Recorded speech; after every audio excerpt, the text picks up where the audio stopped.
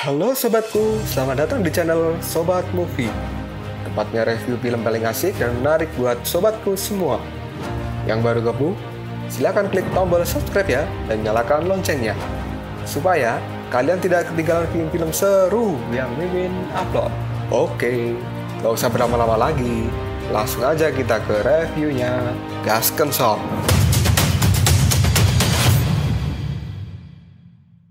Hey, oke, sobatku terkeren, terkecil, terbaik, tersemuanya. Kita masih bersama Sobat Movie, channel alur cerita terasik sepanjang masa.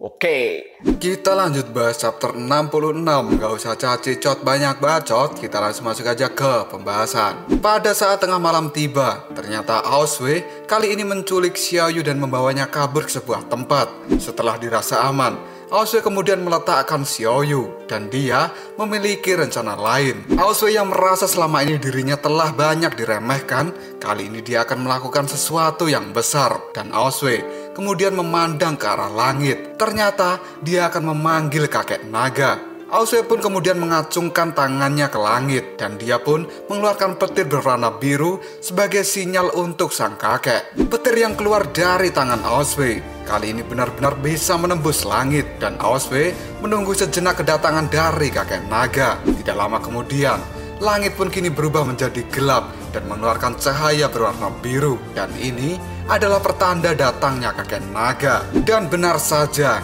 seekor naga yang sangat besar kini muncul dari langit. Kemudian naga itu berkata pada Aoswee, "Kamu telah memanggilku dari luar awan untuk datang ke tempat busuk ini. Sebaiknya kamu memiliki kabar baik atau aku akan sangat marah." Aoswee pun berkata pada kakek naga bahwa dia memang memiliki kabar yang baik. Sang kakek yang mendengar Aoswee mengatakan hal itu, dia pun kemudian berubah menjadi bentuk manusianya. Dan sang kakek pada awalnya telah meremehkan Aoswee, yang ternyata Aoswee bisa diandalkan. Aoswee pun berkata pada kakek naga bahwa dia tidak akan pernah menunda waktunya karena dia takut dimakan oleh naga purba ini. Aoswee kemudian berkata pada kakek naga bahwa sutra yang dia minta telah berhasil dibawa ke tempat ini. Dan sekarang sutra itu telah menjelma menjadi bentuk wanita naga. Kakek naga pun kemudian bertanya pada Aoswee di mana orang-orang yang melindungi kitab suci ini. Aoswee pun mengatakan bahwa mereka semua telah tertidur dan ketika mereka bangun pasti akan sangat kebingungan. Kakek naga pun tersenyum ke arah Aoswee dan mengatakan bahwa itu adalah kerja yang bagus. Lalu kakek naga akan memberikan Aoswee sebuah imbalan. Setelah berkata seperti itu, kakek naga pun mulai berjalan maju mendekati Xiaoyu. Tiba-tiba saja Aoswee pun menghentikan pergerakan dari kakek naga. Kemudian Aoswee menanyakan di mana Aoling, karena pada saat itu kakek naga sudah berjanji akan memberikan Aoling pada Aoswee. Kakek naga pun menjawab perkataan dari Aoswee bahwa Aoswee tidak perlu mencemaskan hal itu karena sang kakek pasti akan menepati janjinya dan tidak perlu terburu-buru.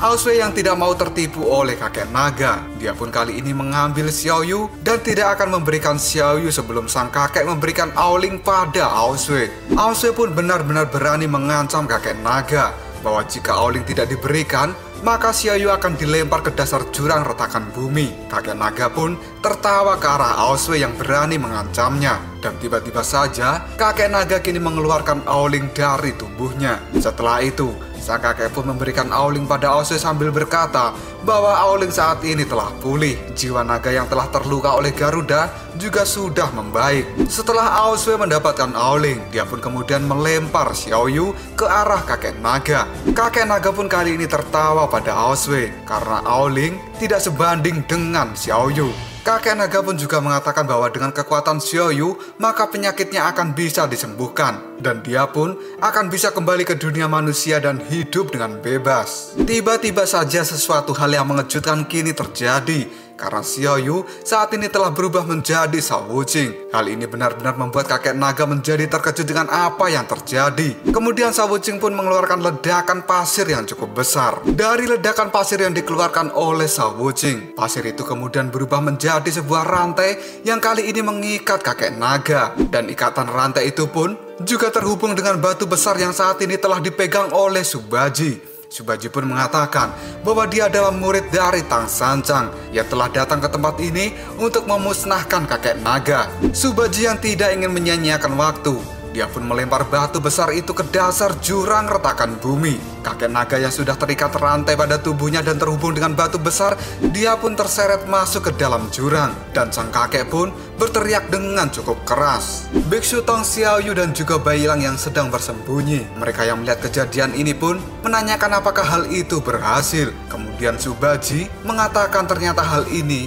lebih mudah dihadapi dari perkiraannya. Aosue kemudian berkata pada mereka semua bahwa dia sangat tahu kemampuan kakek naga.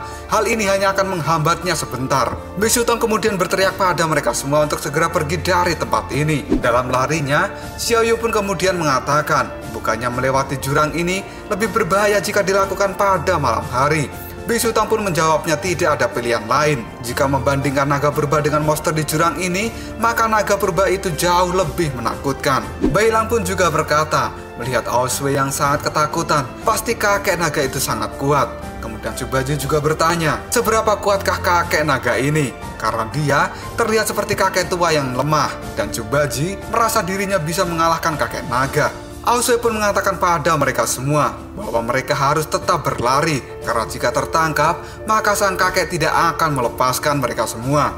Biksu Tong pun juga sependapat dengan Aosue, dan Aosue pun melirik ke arah Biksu Tong. Kita flashback pada kejadian sebelumnya. Pada saat itu Aosue yang memandangi Xiaoyu. Dia pun berkata dalam hatinya bahwa kesempatannya kali ini sudah datang.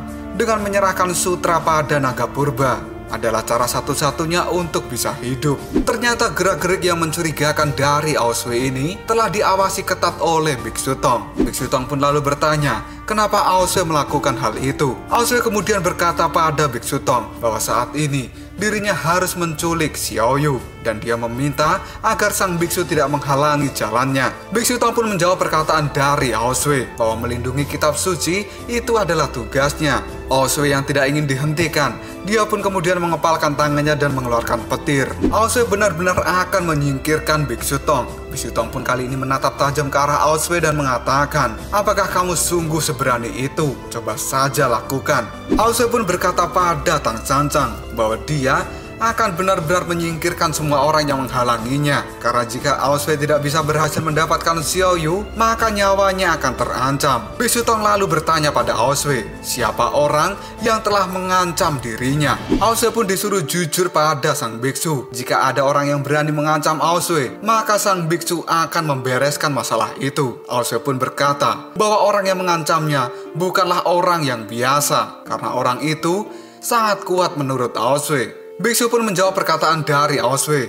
Jika dia tidak mampu melakukannya sendiri, maka dia akan dibantu oleh Subaji dan juga Shaowu-Jing. Aosue pun masih tetap berkata pada Biksu Tong bahwa mereka tidak akan mampu melawan orang ini. Bailang pun tiba-tiba muncul dan hal ini mengejutkan Aosue.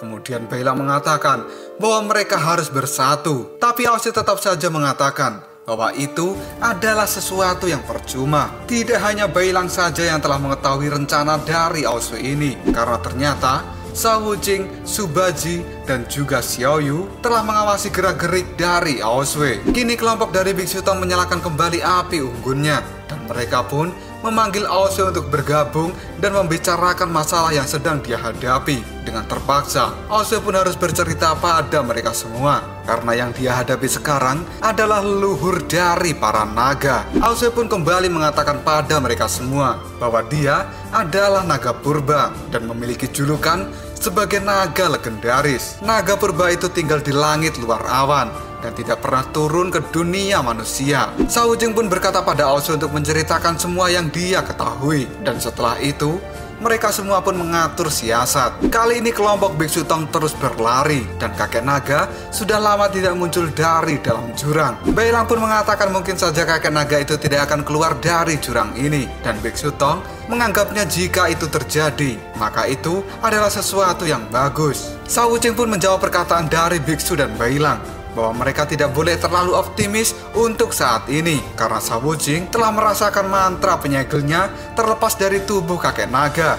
Dia pun juga merasa bahwa kakek naga belum terjatuh cukup dalam dari jurang ini. Jika sang kakek jatuh lebih dalam lagi, maka dia akan berada di dunia lain. dan tidak akan bisa keluar dari tempat itu. Mendengar penjelasan dari Shaowu-Jing, Aoswee pun berkata bahwa kali ini masalah baru akan segera muncul. Tiba-tiba saja sebuah petir biru kini keluar dari dalam jurang. Mereka semua yang berlari akhirnya berhenti. Aoswee pun merasakan bahwa kekuatan dari petir itu semakin mendekat. Dan kini Subaji dan juga Shaowu-Jing mereka juga waspada. Bailang pun kemudian mengatakan bahwa dia belum pernah merasakan tekanan yang sebesar ini sebelumnya. Dan benar saja, kakek naga pun kini keluar dari dalam jurang. Hal ini membuat Biksu Tong dan juga yang lain menjadi sedikit ketakutan. Kakek naga yang sudah keluar lalu berkata pada Aoswee bahwa Aoswee telah membuat dirinya kecewa. Aoswee pun kemudian berkata pada kakek naga bahwa dia tidak suka dipaksa oleh orang lain. Kakek naga yang sudah sangat marah dengan Aoswee karena berani mengkhianatinya, maka dia kali ini akan membunuh Aoswee. Aoswee pun berkata pada kakek naga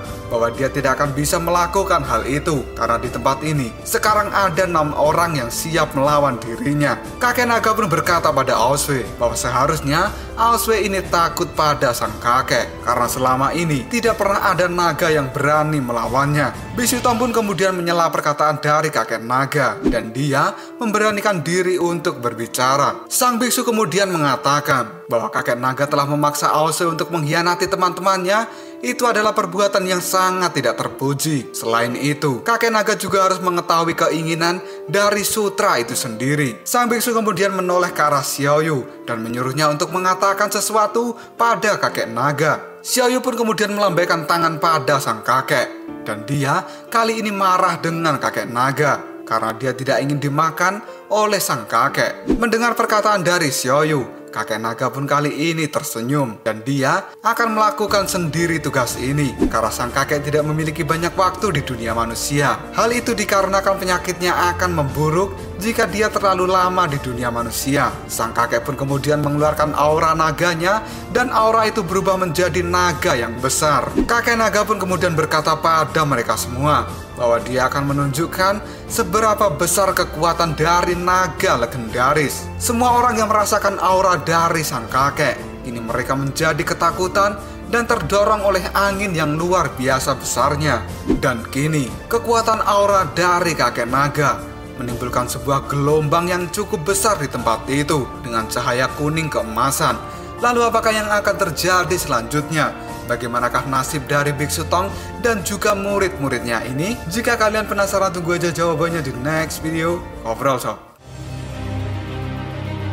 Tetap stay di channel Sobat Movie dan jangan lupa klik subscribe, like, dan share ke teman-temanmu agar channel ini dapat berkembang dan menghibur kalian semua. See you next tomorrow. Bye-bye.